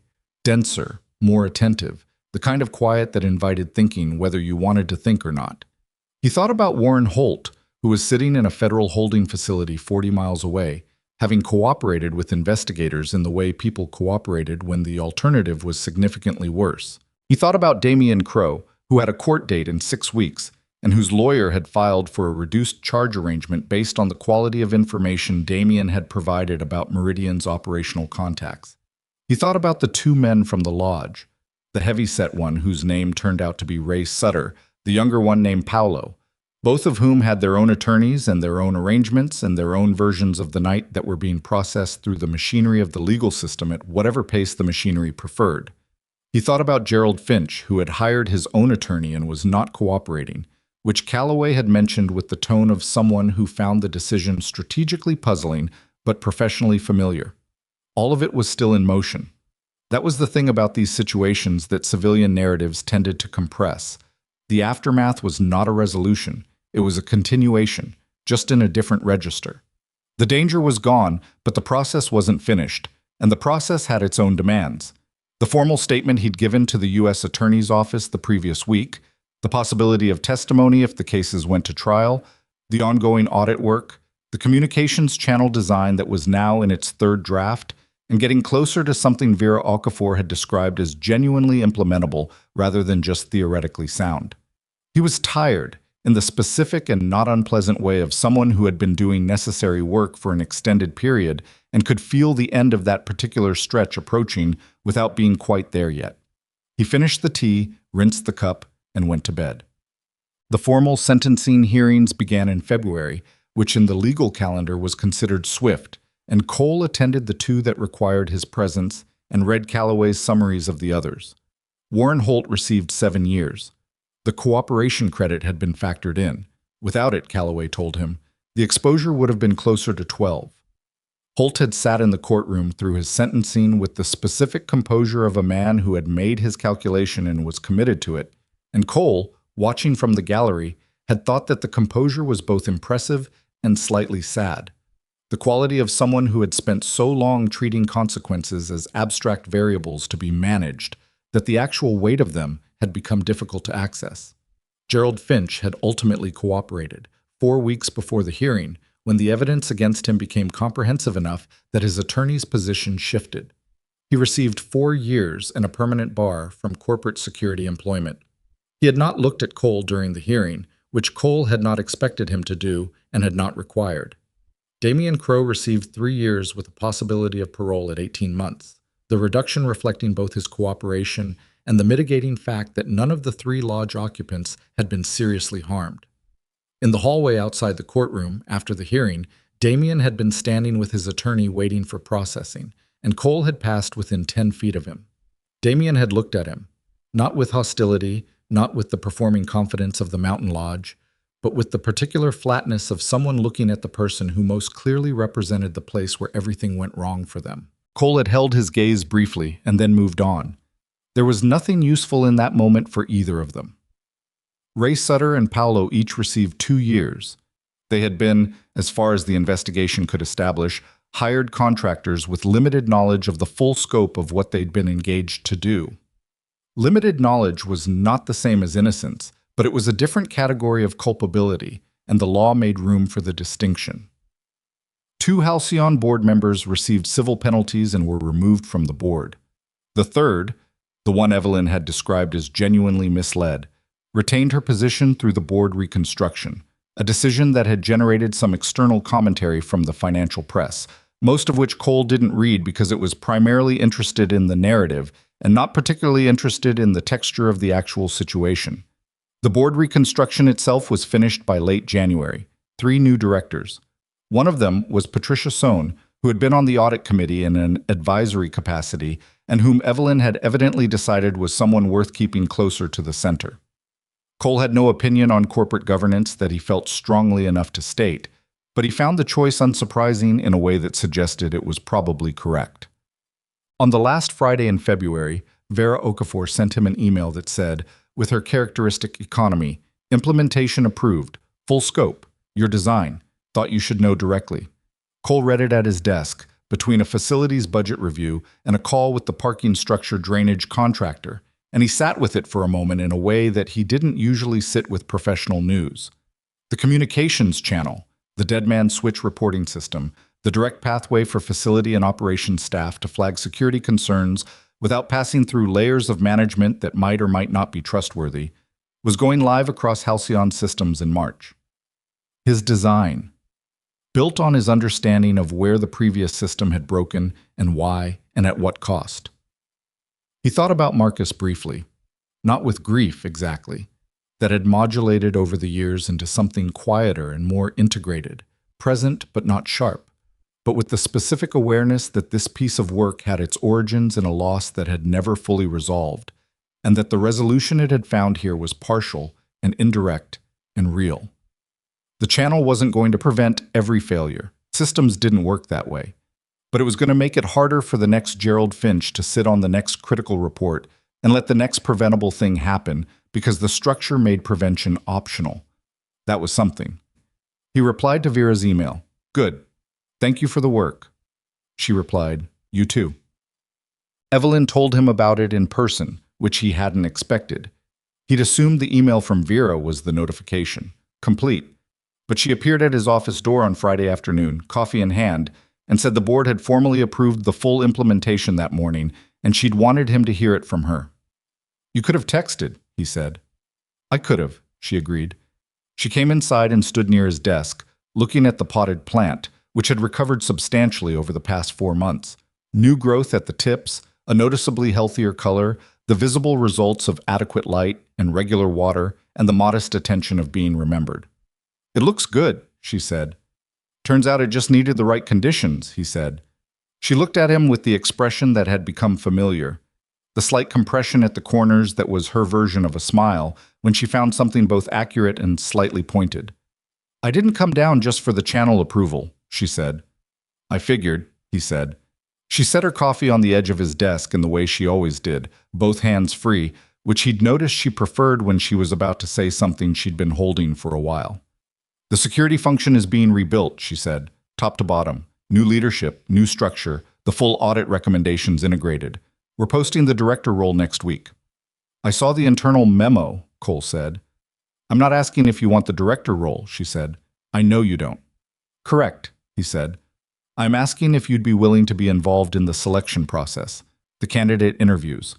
Not formally on the committee. I know you don't want that either, but available to the committee. Someone who can sit with a candidate for an hour and tell me whether they're thinking about security the way it needs to be thought about, from the inside of a building rather than from a policy document. Cole thought about it. It was a reasonable request and not a large commitment, and the practical value of it was real. Corporate security directors, in his experience, came in 2 varieties. Those who understood that security was a function of information flow in human systems, and those who understood it as a function of access control and visible deterrence. The first variety was substantially rare and harder to identify from a resume. When do the interviews start? He said. 2 weeks, she said. I can do that, he said. She nodded. Then she didn't leave, which meant there was still something else. He waited. How's Lily? She said. The question was unexpected enough that it took him a half second to shift registers. She's good. Her marine ecosystem project got an A. She's already moved on to something about atmospheric pressure. A scientist, Evelyn said. Maybe. Or an engineer. She likes understanding how things work. She gets that from somewhere, Evelyn said, with a dryness that suggested she found the observation both obvious and worth making.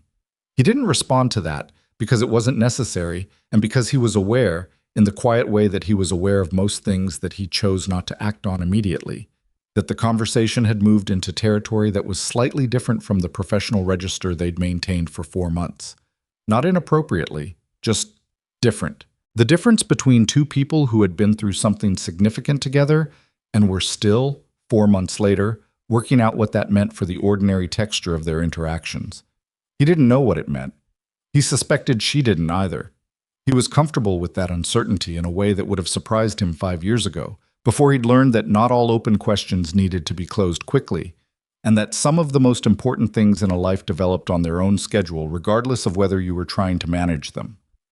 She wants to go to the aquarium next weekend, he said. The one downtown. They have a bioluminescence exhibit. I've heard it's good, Evelyn said. She'll talk my ear off the entire time, he said, and I'll probably learn more about marine biology than I expected. Evelyn looked at him for a moment. That sounds like a good way to spend a Saturday, she said. It does, he agreed. She picked up her coffee. At the door she stopped. The same rhythm as always, the pause that meant one more thing. Cole. Yeah. The board asked me to formally convey their appreciation for your role in last October. There's a written acknowledgement being added to your personnel file and a financial recognition that HR will communicate separately. She paused. I want to be clear that those things are appropriate and overdue, and I support them. I also want to be clear that they're not why I come down here. He looked at her. I know, he said. Good, she said, and she left. He sat for a moment after she was gone, looking at the plant and the stacked maintenance manuals and the desk that was still slightly too small. The afternoon was doing its thing outside, the city's sounds coming through the building's structure, in the muted way they always did at this level, the hum and motion of a place that was alive and largely unseen and absolutely essential. He thought about what she'd said, not the board acknowledgement. That was its own thing, appropriate and institutional, and not particularly interesting to think about. He thought about the other part, the part she'd said plainly because plainness was her mode, and she'd applied it, in this case, to something that was not a policy decision or a professional arrangement. She came down here because she wanted to, because the conversation was worth having, because somewhere in the territory of the previous 4 months, two people who had occupied completely separate worlds within the same building had found, through a mountain lodge and a dark room, and 15 seconds and everything that followed, that they were actually visible to each other in a way that had no precedent in either of their professional histories and no obvious category to put it in. He wasn't going to put it in a category. That wasn't how he operated, and he suspected it wasn't how she operated either. They would just let it be what it was, present, acknowledged in the way it had just been acknowledged, and real without needing to be named. That was enough for now. More than enough. I went home that Friday evening through the kind of late winter light that lasted exactly long enough to make you believe spring was theoretically possible, and he picked Lily up from his sister's house, and she informed him in the car that she'd done preliminary research on the aquarium's bioluminescence exhibit, and that it was going to require at minimum 2 hours, and he should not plan anything for after because she was going to need time to process. Understood, he said. Also, I think we should get lunch there. They have a cafe. We can get lunch there. The reviews say the fish tacos are good. Then we'll get the fish tacos. She looked satisfied with this outcome and turned to look out the window at the passing streets. And Cole drove in the comfortable quiet of someone who had nowhere else to be and nothing more important to do than drive his daughter home on a Friday evening in late winter.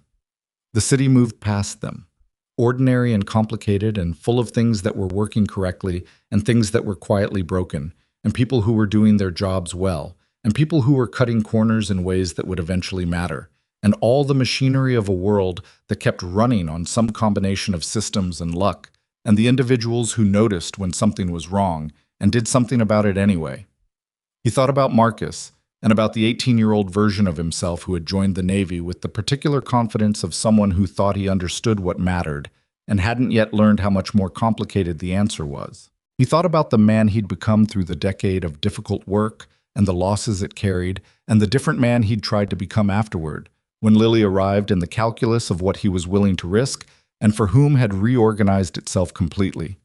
He thought about the fact that he was still, at 37, figuring out how to hold those two versions of himself in the same frame, the one trained for the worst moments and the one trying to live inside the ordinary ones, and whether those two things were actually in conflict or whether they were just two expressions of the same root thing, which was the inability to look away when something needed doing.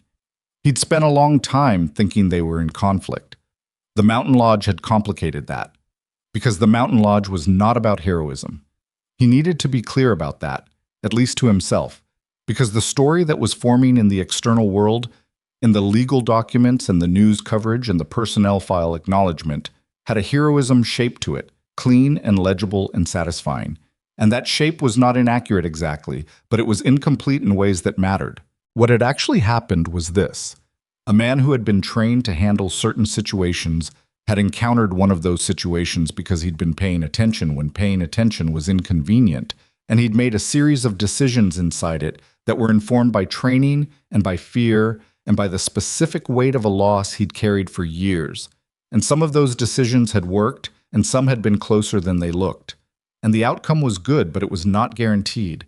And the man who drove home afterward was not a different person than the one who'd packed his daughter's lunch that morning. Just a person who had been reminded of something he'd known and had been trying to manage his relationship with ever since. The thing he'd been trying to manage was this.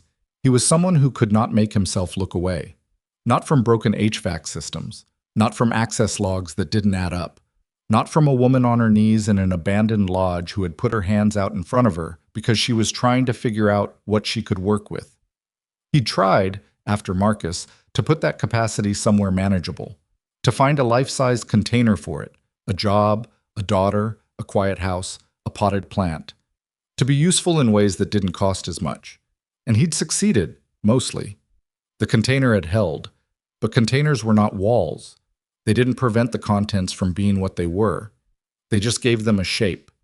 The shape of his life was a facilities supervisor with a bad shoulder and a 9-year-old daughter and a potted plant that had finally started recovering and a woman who came down to the lower level of a building because the conversation was worth having.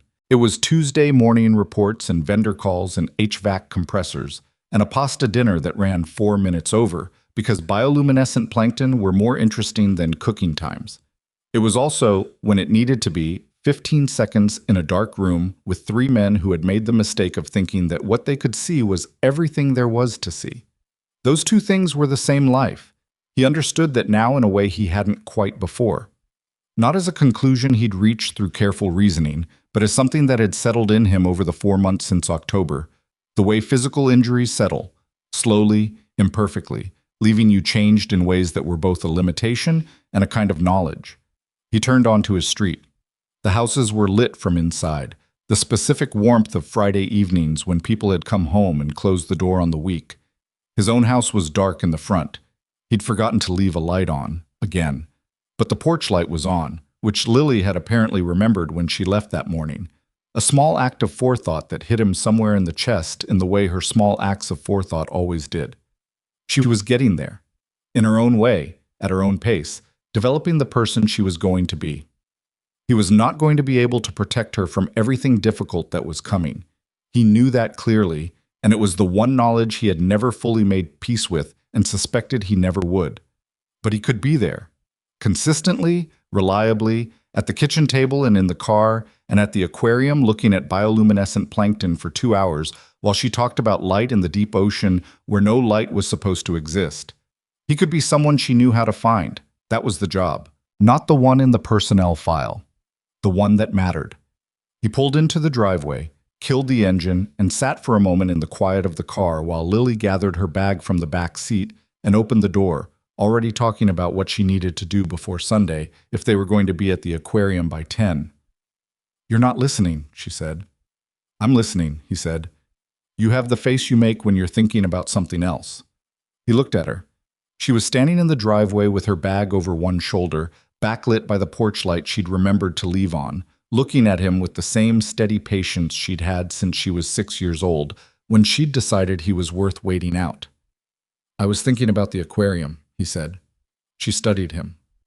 "Okay," she said, in the tone that meant she wasn't entirely convinced but was willing to accept the answer. "The fish tacos are supposed to be really good." "You said," he said. "I'm just making sure you remember." "I remember," he said.